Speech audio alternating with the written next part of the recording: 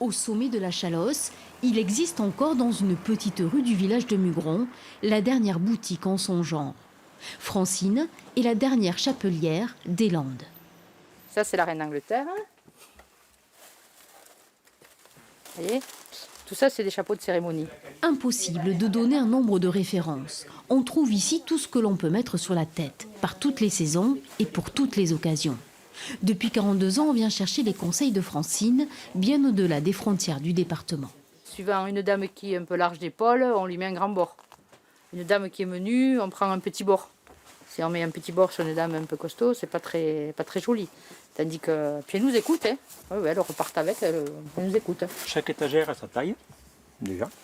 Le premier chapelier de Mugron s'est installé ici avant la guerre. Depuis, le temps, les modes sont passés, mais la passion est restée la même. Le virus du chapeau a même piqué Yves, le mari de Francine, qui se réjouit du retour de la casquette chez les hommes.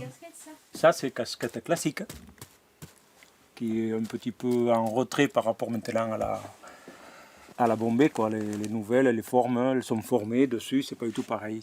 Ça fait plus sport.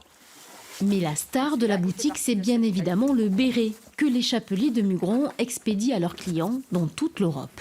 Le beau béret, pas le béret à 10 € qu'on voit partout aux Chinois. Hein. Ils veulent de la qualité, quelque chose qui tient, qui est imperméable. Vraiment le beau béret, quoi.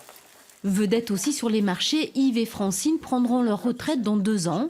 Ils espèrent que la dernière chapellerie des Landes continuera d'exister après eux.